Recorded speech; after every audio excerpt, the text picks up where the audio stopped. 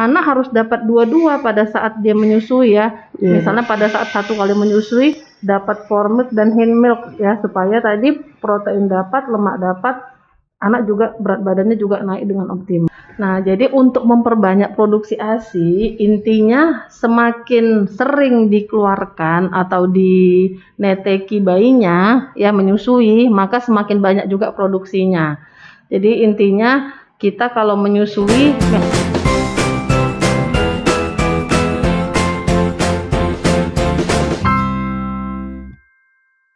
Halo, Assalamualaikum warahmatullahi wabarakatuh. Selamat pagi. Bagaimana kabarnya ini sobat-sobat Dika? Mudah-mudahan dalam keadaan sehat ya. Kita kembali lagi ke acara Bika, bincang-bincang kesehatan anak. Jadi untuk tema kali ini Bika membawa tema tentang ASI. Nah, di sini saya Dr. Halida Rahmana Setion bersama dengan Dr. Windra Pratita. Nah, Dokter Windra, halo. Iya, assalamualaikum dok. Selamat pagi. Waalaikumsalam warahmatullahi wabarakatuh. Bagaimana kabarnya dok? Alhamdulillah sehat Dokter Halida. Dokter Halida sehat juga? Alhamdulillah dok. Jadi terima kasih ya dok udah mau datang ke acara Bika ini. Nah, Dokter Windra ini merupakan kepala divisi dari bagian nutrisi dan penyakit metabolik. Nah, berhubung minggu kemarin ya dok ya, dengan breastfeeding week. Jadi kita hari ini kupas tuntas nih dok tentang ASI. Nah, sebenarnya itu nutrisi yang terbaik untuk anak itu apa sih dok? Ya, jadi Dokter Halida kan kita tahu bahwa ASI adalah yang terbaik untuk bayi kita sendiri ya. Karena apa? Karena ASI tadi mendukung pertumbuhan dan perkembangan bayi menjadi anak yang sehat dan optimal. Nah, karena apa? Di dalam ASI tadi selain mengandung zat nutrisi, dia juga mengandung zat-zat antibodi, hormon pertumbuhan ya untuk daya tahan tubuh anak sehingga anak juga tidak mudah sakit. Oh, jadi untuk komposisi ASI itu sendiri bagaimana dok? Apakah dia sama dengan susu formula atau tidak dok? Nah, jelas berbeda ya. ASI ya ciptaan Allah ya, ASI ciptaan Allah di mana tadi kita bahas ada zat nutrisinya. Ya, mengandung karbohidrat, protein, lemak, ya, juga vitamin mineral dan mengandung air ya, cairan. Nah, di samping itu yang mungkin sulit didapatkan dari susu formula, walaupun susu formula dibuat sedemikian rupa mirip dengan ASI, namun zat-zat antibodi ya, hormon pertumbuhan, human milk oligosakarida, nah itu yang tidak bisa kita dapatkan di susu formula lain. Jadi tetap ASI yang terbaik untuk bayi kita. Jadi kan dok, di ASI ini kan ada tuh dibilang orang-orang tua ASInya yang warna putih, yang nggak bagus, ASInya yang kuning juga dibilang basi. Ya, itu bagaimana dok untuk misalnya produksi ASI? Ya, nah itu kan jadi itu karena ini nih. Jadi ASI tadi kan ada fase-fasenya ya. Jadi yang pertama kali keluar itu adalah kolostrum. Itu keluar di hari pertama sampai hari kelima ibu baru melahirkan. Nah itu warnanya kuning kental, sedikit saja volumenya ya, tapi tinggi zat antibodi. Lalu setelah hari kelima sampai hari ke-10 itu namanya ASI transisi ya, dimana di situ lemak dan gulanya udah lebih tinggi ya, volumenya sudah lebih banyak. Nah setelah hari ke-10 namanya ASI matur, volumenya juga lebih banyak. Nah di ASI matur sendiri ini mungkin tadi ya yang pertama kali keluar saat kita menyusui itu adalah formilk ya. Formilk tadi itu yang mengandung protein, warnanya lebih putih jernih ya. Nah, setelah itu untuk yang terakhir keluar itu adalah hin milk. Hin milk tadi warnanya lebih kuning kental. Nah, ini tinggi lemak. Jadi untuk mendapatkan yang terbaik, anak harus dapat dua-dua pada saat dia menyusui ya. Misalnya pada saat satu kali menyusui dapat formilk dan hin milk ya, supaya tadi protein dapat, lemak dapat, anak juga berat badannya juga naik dengan optimal. Seperti itu ya dok.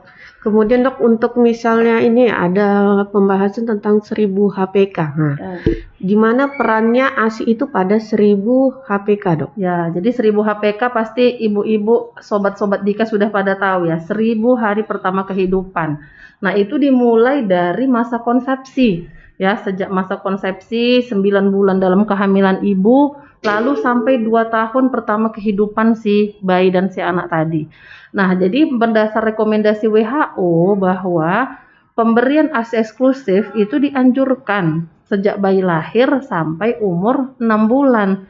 Sementara saat ASI lagi tak cukup lagi nutrisinya, maka 6 bulan paling lama harus diberikan MPASI, sementara ASI dilanjutkan sampai umur 2 tahun. Jadi memang ASI sendiri tadi diharapkan bisa mencegah terjadinya kejadian kekurangan nutrisi, stunting, terutama di 1000 hari pertama kehidupan, gitu Dokter Halida. Jadi kalau misalnya ASI eksklusif itu sebenarnya boleh nggak sih dok dicampur dengan air putih? Kadang kan ada juga dikasih air putih. Benar itu Dokter Halida. Jadi ASI eksklusif tadi adalah pemberian ASI, hanya ASI ya, hanya ASI tanpa zat makanan atau minuman lain, termasuk apa? Air putih sekalipun, ya.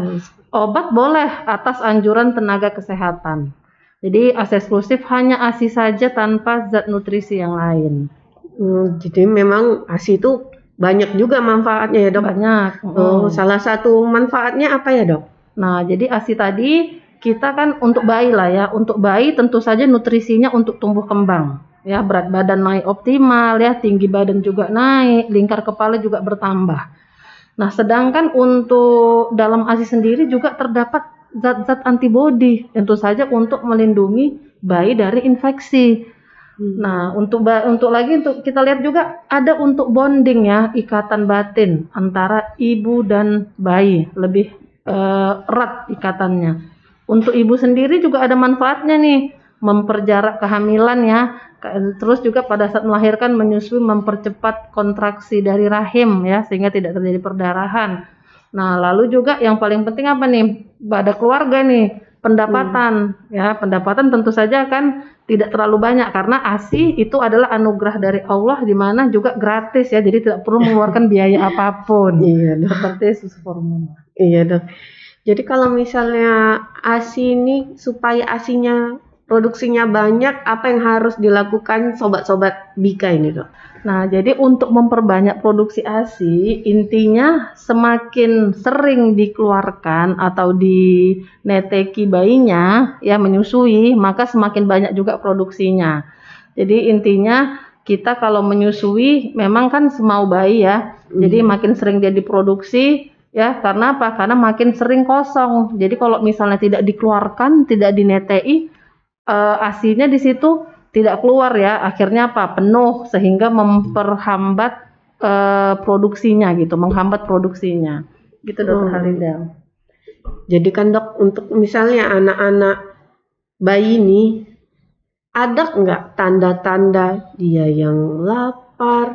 Kan kadang ada tuh yang anak rewelnya beda-beda ya kan dok. Nah, itu bagaimana mengenali tanda-tandanya? Jadi kita harus tahu nih kapan bayinya nampak lapar, harus segera disusui ya Dokter Halida ya. Sering kan sampai bayinya nangis merengkel baru dikasih ASI.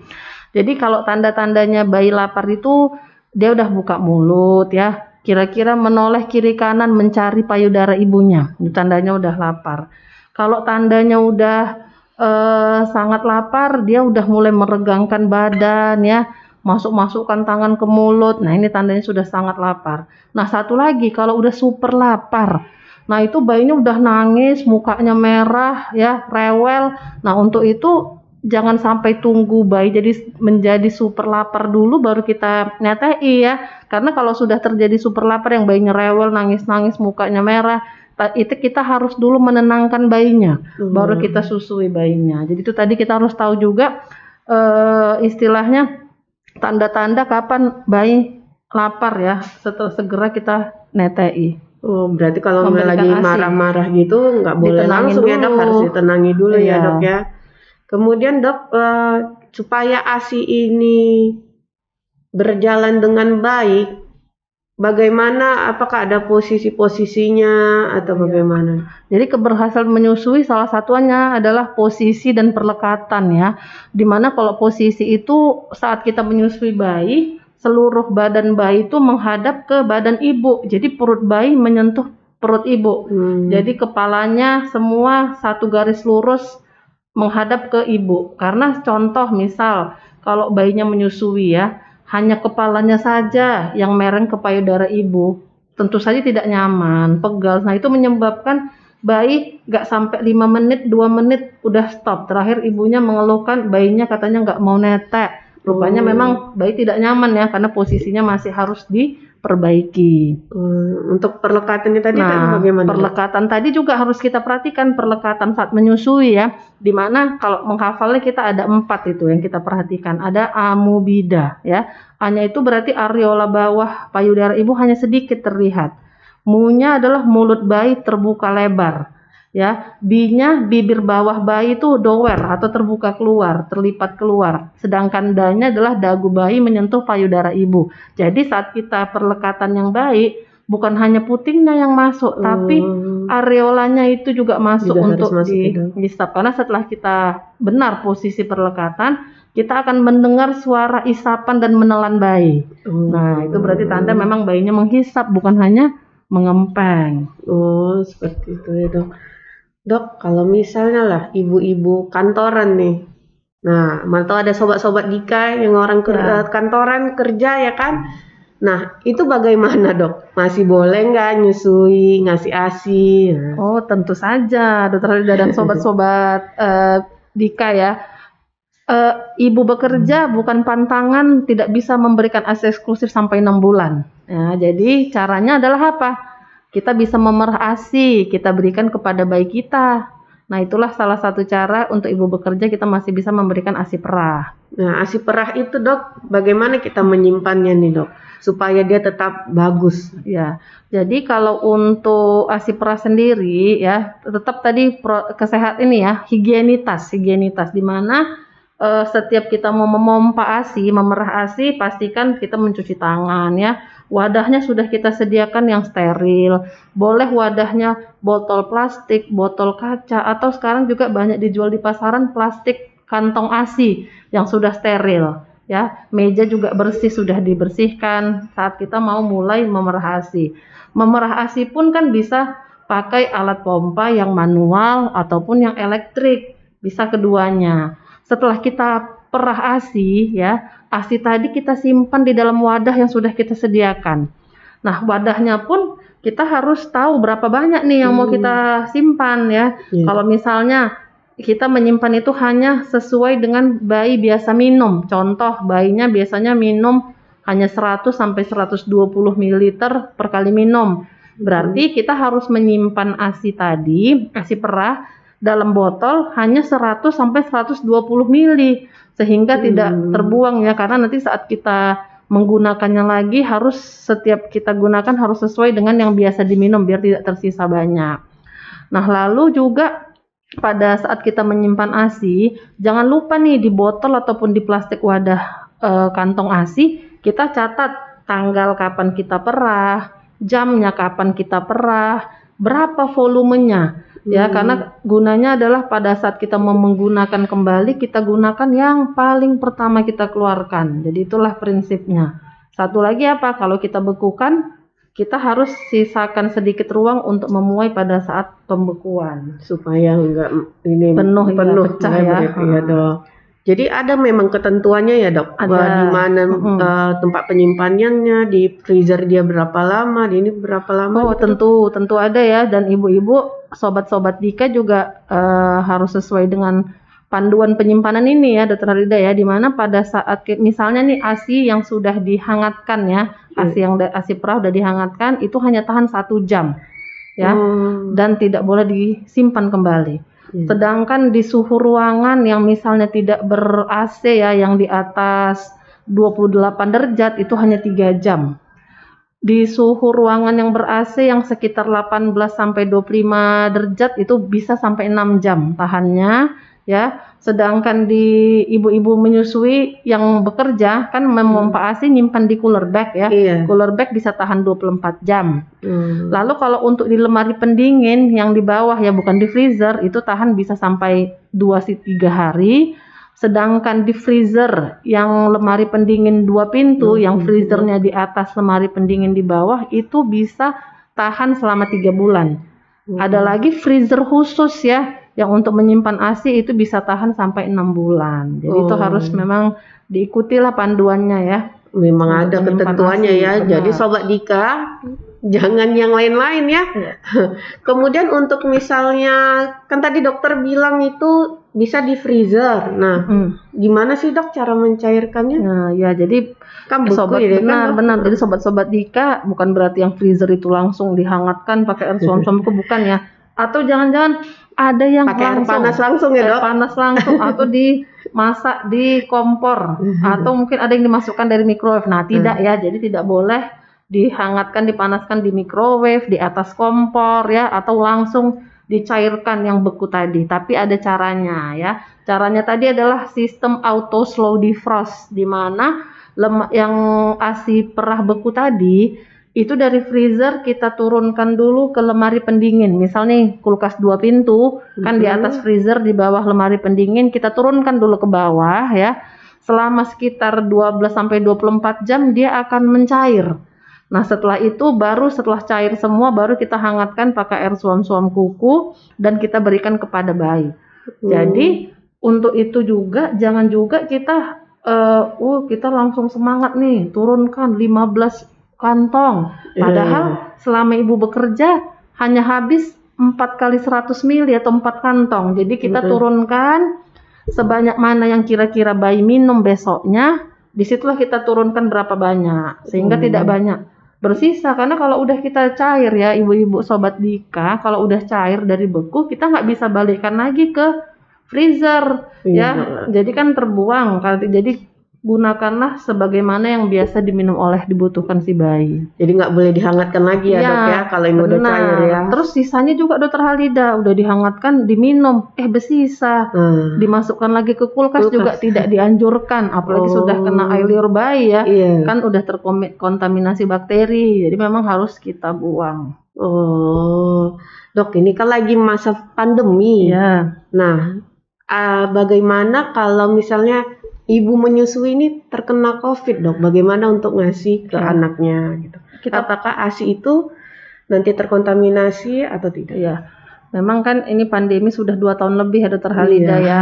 Ada masanya naik, masanya turun ya. Jadi memang masih kita jumpai satu-satu pasien dengan COVID-19 yang positif. Nah, kalau misalnya ibu ya dari penelitian, ibu yang menderita COVID-19 ya terinfeksi, maka itu diteliti bahwa virusnya tadi tidak bisa ditransmisi ke bayi melalui ASI. Ya, jadi ibu dengan positif COVID-19 pun masih bisa menyusui bayinya. Ya, masih bisa menyusui bayinya. Atau ada panduan gitu dok untuk yang ibu-ibu positif atau ibu-ibu yang dengan isoman ya gitu. Kalau misalnya ibunya isoman kan berarti gejala ringan ya ibu sobat Dika ya, jadi itu berarti ibunya masih bisa beraktivitas ya. Nah, di rumah kalau yang masih gejala ringan bisa menyusui langsung ya, bisa meneteki langsung. Namun tadi itu pentingnya protokol kesehatan, tetap memakai masker saat menyusui, lalu sebelum menyusui cuci tangan dengan bersih ya, dengan sabun. Juga payudaranya dibersihkan sebelum menyusui, jadi protokol kesehatan tetap dijalankan. Seperti itu. Tapi ada juga kan kalau misalnya ibunya berat nih kondisinya kan pisah nih sama bayinya ya. Nah, itu bisa kita berikan ASI perah tadi sobat Dika, kan ada panduannya ya, cara menyimpan, membekukan dan mencairkan tetap dijalankan ya. Dimana kalau misalnya ibunya tadi yang COVID-19 positif ya, yang mungkin gejala sedang berat yang masih bisa memerah ASI ya, tadi tetap saat memerah ASI tetap juga memakai masker ya, membersihkan payudaranya, pastikan meja dan juga wadah untuk menyimpan ASI-nya steril dan higienis. Intinya tetap memberikan ASI ya dok? Iya benar. Jadi dok, semua yang udah dokter jelasin ini udah sangat-sangat detail kayaknya ya sobat-sobat Dika ya. Baiklah sobat Dika, jadi kita tadi sudah mendengarkan penjelasan dari Dr. Windra nih tentang ASI eksklusif, bagaimana penyimpanannya, bagaimana cara memberikannya, semuanya sudah diberikan jelas ya dokter ya. Nah, jadi untuk ASI ini memang nutrisi yang paling baik ya dok ya untuk anak kita dan untuk para ibu nih. Tetap semangat tuh untuk memberikan ASI untuk anak kita, karena ASI memang ASI yang terbaik untuk nutrisi anak kita. Sampai jumpa di Bika episode berikutnya dengan tema-tema yang menarik-menarik tentunya tentang seputar kesehatan anak. Dan di sini jadikanlah anak Indonesia yang smart, care, and love. Dah, sampai jumpa lagi. Sampai jumpa.